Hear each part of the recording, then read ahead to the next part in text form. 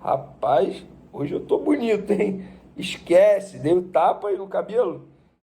Barbeiro Jean, conseguiu me deixar mais bonito ainda. Eu gostei do corte.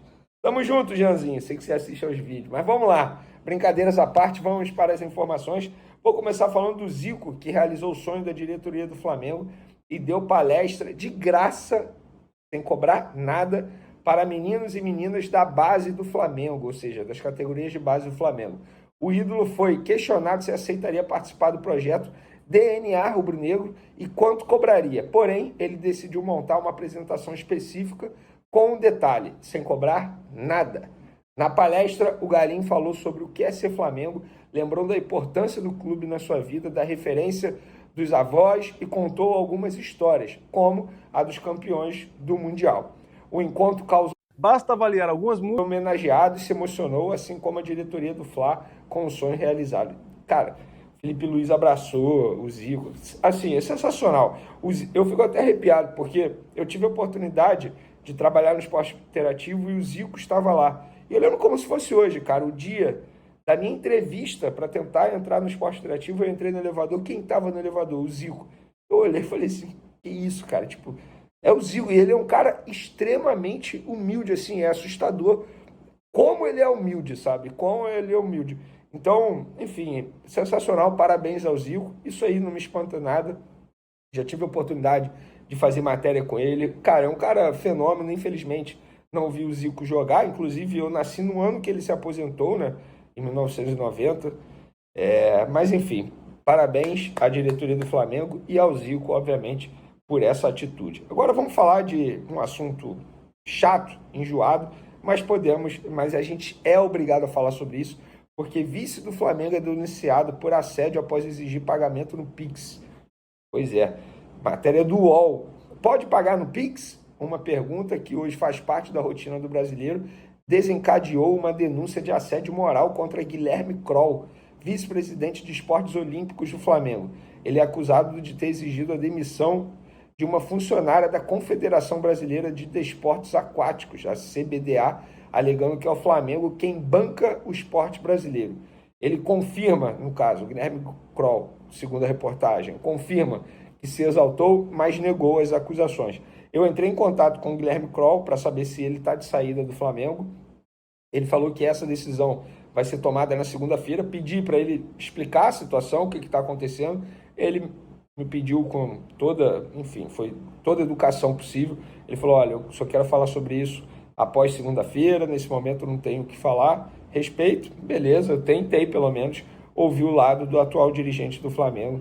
Pois é, o Guilherme Kroll sendo acusado de assédio e podendo deixar a diretoria do Flamengo. Vamos ver na segunda-feira as cenas dos próximos capítulos. Agora, Igor Jesus, galera. Flamengo está muito próximo de acertar a renovação de contrato do volante Igor Jesus, um jogador que está se destacando no elenco principal, cria da categoria de base do Flamengo, tem vínculo com o Flamengo até dezembro de 2025, e o Flamengo, o jogador e os representantes do atleta, na verdade, estão perto de assinar a renovação de contrato por mais de 2 anos, ou seja, até dezembro de 2027.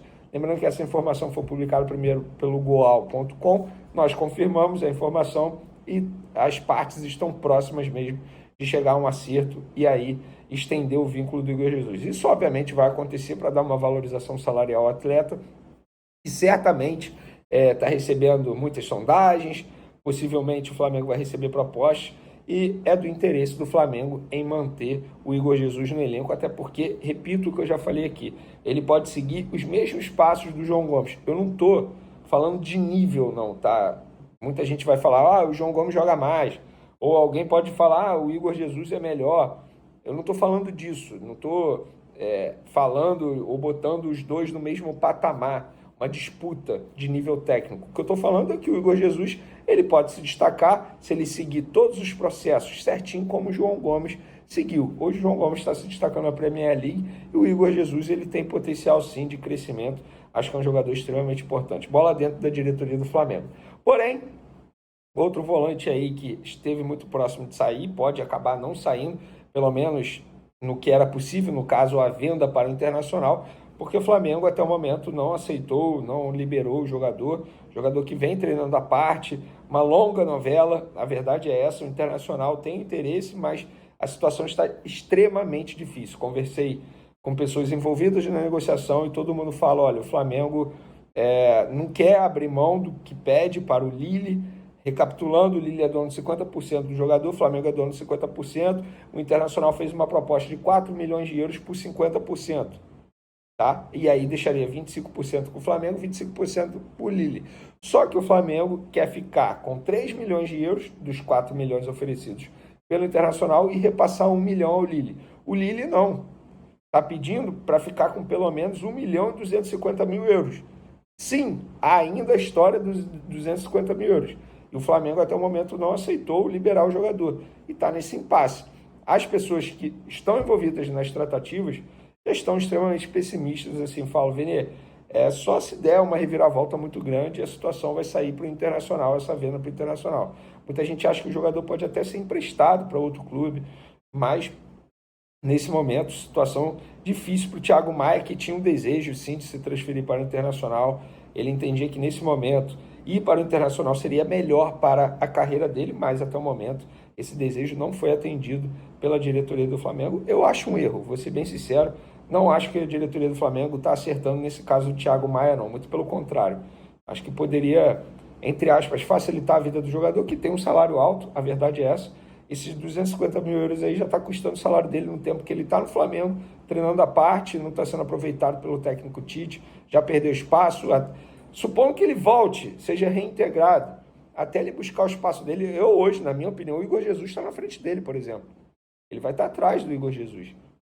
Então, enfim, acho que nesse caso aí a diretoria não está indo bem, não. Porém, tem outro caso que eu acho que a diretoria está indo muito bem, sim, que é o caso do Léo Ortiz. É uma longa novela. Um preço assim. Nós sabemos disso, uma novela que está se estendendo desde o começo do ano até agora, o fim da janela de transferência, que fecha no dia 7 de março. O que está acontecendo? A diretoria do Flamengo, como nós informamos no começo da semana, foi para São Paulo para sentar com o Red Bull Bragantino, com o jogador, com o representante do jogador e tentar sacramentar essa contratação.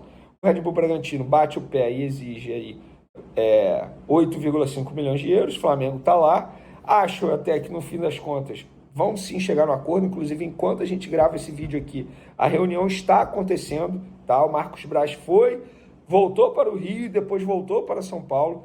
Ontem a gente até viu imagens, se eu não me engano, da BTB Esportes, ou BTG Esportes, do Marcos Braz voltando ao Rio de Janeiro, mas ele já voltou para São Paulo. Gente, é uma ponte aérea, bate e volta, não tem jeito, isso é fácil fazer, e o Marcos Braz fez isso.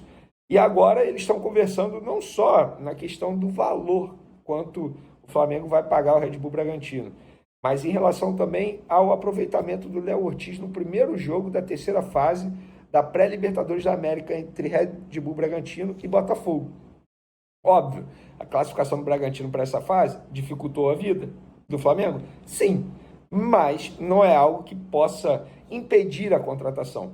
Por quê? O primeiro jogo dessa terceira fase da pré-Libertadores entre Bragantino e Botafogo é no dia 6 de março e a janela fecha no dia 7. Então eles estão debatendo como é que seria isso, porque obviamente o Red Bull Bragantino vai querer utilizar o Léo Ortiz pelo menos nesse jogo. Mas eles estão conversando isso tudo nessa reunião. E a qualquer momento a contratação pode ser feita. Eles podem chegar num acordo nessa reunião. O que eu sei é, os advogados das duas partes estão de stand-by, porque a qualquer momento eles podem ser, digamos assim, acionados para poderem fazer o contrato o mais rápido possível, porque é óbvio, estamos aí a uma semana do fechamento da janela de transferência, tudo tem que ser feito com a mais agilidade possível. Então, galera, é isso. Mano, eu acho que vai muito da variação dele, né? Das necessidades que ele pode sentir ou não de fazer mais algumas experiências, porque essa é a última oportunidade. Mas ele pode fazer testes durante o jogo também, observar um jogador durante 45 minutos, ele pode preservar alguém que ele acha que está um pouco mais desgastado. Mas como o Flamengo está jogando uma vez por semana, será que tem jogador já com esse tipo de necessidade, né? Estão jogando muito pouco, uma vez por semana, as folgas estão em dia, está tudo muito tranquilo, né? Porque só joga o Campeonato Carioca. Eu não sei se é necessário fazer mais testes ou se ele prefere afinar um pouco mais o que está funcionando. Existe uma pressão muito óbvia, a gente vai falar sobre isso com relação ao Gabriel, né? Agora, e começaram a vender uma narrativa de que ele está sendo fritado. Eu queria entender como. Fritado como? Assim, como fritado? Ele não está jogando como titular? Quem, em sã consciência, hoje, escalaria o Gabriel como titular pelo que ele vem jogando e pelo que vem jogando os outros jogadores de ataque, não só o Pedro, né? Ele poderia formar novamente a dupla com o Pedro. Você vai tirar alguém ali e colocar o Gabriel, por quê? Né? Ah, mas ele joga 15 minutos. Nada disso. Está lá no SofaScore. A média dele, 8 jogos, 45 minutos. Significa que ele jogou 4 partidas inteiras, se você somar todos os minutos. Ah, mas ele entra faltando 15 minutos. Cara, se você entra faltando 15 minutos, o adversário já está batido, é melhor do que você começar jogando. Para o atacante, a coisa está menos complicada, até mais fácil. Quantas vezes o Pedro entrou em jogos assim? Que era a reserva dele. Quantas vezes? Desde 2020. Entrava, metia um golzinho, fazia outro, tudo ali. Aí começa a discussão, né? Pô, o Pedro não pode ser reserva. Eu sempre dizia, pode ser reserva. Pode ser reserva. Os times europeus que têm grana, eles têm elenco e têm bons jogadores que são reservas. O Flamengo tem dinheiro, não pode ter um reserva de um determinado nível até. Pode sim. Pode, desde que ele possa pagar. O cara aceitou jogar no Flamengo. Segundo o Bruno Spindel, né, falou numa recente coletiva, tem jogador que não quer ir para o Flamengo porque não quer ficar na reserva. Não quer correr o risco de ficar na reserva. Também é um direito. O cara prefere ficar num time, em tese, um elenco não tão forte, ou mais fraco, e ter uma quase certeza de que será titular. Agora, quem joga no Flamengo, acho que tem que ter consciência disso, né? Vinha o Ayrton Lucas, vamos disputar a posição. Davi Luiz é reserva? Davi Luiz seria reserva em quantos clubes no Brasil, mesmo sendo veterano? Sei lá, talvez no Palmeiras, um ou outro aí, porque é um jogador de um outro nível. Já é veterano, mas é o Davi Luiz, é reserva no Flamengo. O Rossi chegou do Boca, foi reserva no Flamengo. Goleiro do Boca Júnior, reserva no Flamengo. O Vinha, a priori, é reserva do Ayrton Lucas. Ele que vai ter que ganhar a posição. Né? Lateral direito é um caso à parte, até porque o Maurinho, como vocês estão vendo aqui, o grande Maurinho ele já parou de jogar, senão a história seria outra. Você tem o Alan, titular absoluto do Atlético campeão brasileiro, é reserva. O Gerson, quando voltar agora da cirurgia, do problema de saúde que ele está enfrentando, possivelmente será reserva. Everton Ribeiro foi embora do Flamengo, ele era o quê? Reserva. Bruno Henrique é reserva. Cara, é isso, o elenco é forte, você vai ter jogadores bons que não serão titulares, pelo menos em determinado momento. Agora, como fazer a gestão disso é outra questão. Talvez o Tite possa aproveitar esse jogo para fazer um agrado. E faz parte também, né? Eu vou colocar o Vinha de sair de um jogo, né, para dar um ritmo para ele. Deixa o Davi Luiz, caso esteja já livre do problema pessoal que o afastou do último jogo, começar essa partida, para ter um pouco de ritmo. Tem isso também. Né? O que é mais importante? É uma avaliação, acho que é muito dele. Sabe? Eu dou mais sequência para essa rapaziada que está jogando, ou eu observo mais alguém e também faço aqui uma. Vamos falar português, claro. A gestão de grupo que é fazer uma médiazinha com um ou com o outro. Para todo mundo ficar feliz, para ninguém ficar muito zangado e tal. Agora, essa narrativa, a gente pode falar sobre isso mais adiante. Tenho certeza que o André tem importantes opinião a respeito disso. Cara, essa história de que está sendo fritado o Gabriel, peraí. Então, quem é que está fritando o Gabriel? Só se for ele mesmo. Tipo, assim, a diretoria do Flamengo tem uma porrada de defeitos, né? Critica pra caramba. Mas vem cá, mas o que tem que fazer? Renovar o contrato pelo que ele pede, pelo tempo que ele quer e não cobrar nada em troca. Nada em troca. Não precisa jogar bem, não precisa fazer nada. Precisa fazer gol, só por gratidão. Então, como já falamos aqui em outras ocasiões, o Zico tinha que ter um contrato eterno, né? Recebendo salário do Flamengo por gratidão. Inscrito lá no BID, né? Mesmo sem condição de jogar, mesmo com 70 anos. É gratidão por gratidão, então, paga o salário para o Zico a vida inteira. Para ele ficar lá. E não é assim que funciona, gente. Não é assim que funciona. Os profissionais têm que se provar, né? Para continuar tendo oportunidades. Vocês viram onde está jogando o Godin? Jogando um time minúsculo do Uruguai. Esqueci o nome agora. É um time regional, pelo que eu entendi. Eu nunca tinha ouvido falar. Fui pesquisar. Ele foi contratado pelo Rodrigo Caetano, que está na CBF, para jogar no Atlético. Ele já estava se arrastando no futebol europeu.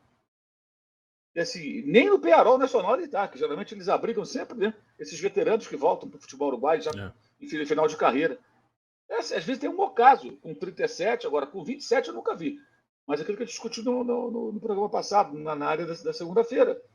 O que está acontecendo? Acho que essa discussão é muito mais relevante que essa forçada de barra. E tem assessor, tem o cara que é o eterno assessor. Não sou assessor de jogador nenhum. Ele fica ali na rede social, defendendo o jogador incondicionalmente. Cara, uma vez o jogador tem razão numa situação, outras não tem. né? E a gente torce até, acho que ninguém aqui torce contra, obviamente. O Gabriel joga bem. Ontem eu estava vendo a live do Arnaldo do Tirone, São Paulo ganhou, o Rames fez um gol, né? Pô, empolgação dos São Paulinos e tudo, pararé, tem um jogo com Palmeiras domingo, no Morumbi, tá todo mundo feliz, animado de novo, será que vai? O Rames deu uns lançamentos lá, o pessoal ficou animado. E o Arnaldo Ribeiro era meio crítico ali, a questão do Rames. Eu até acho que são críticas pertinentes, coincide até com o que eu penso, porque, pô, peraí, o cara chegou, pediu para ir embora, né? Agora quis ficar, uma situação muito controversa. O camarada mandou um superchat para mandar um chupa.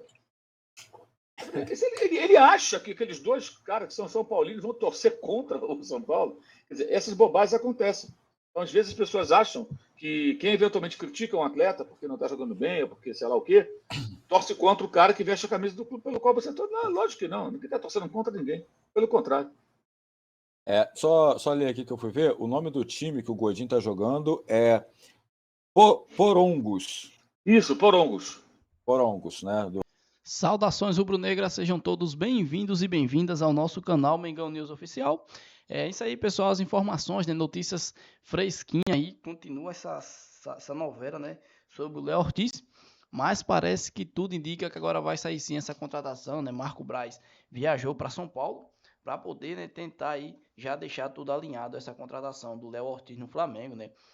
No demais é isso aí, rapaziada, essa aqui foi a informação, né, informações aí ao vivo, com o Vene Casagrande, e eu espero que vocês tenham gostado, beleza? Se você não é inscrito, pessoal, tem um botão vermelho aí com o nome inscreva-se, é importante, se inscreva no canal, deixa o seu like, ativa o sininho de notificações, se Deus permitir, amanhã eu voltarei com mais informações do nosso Mengão.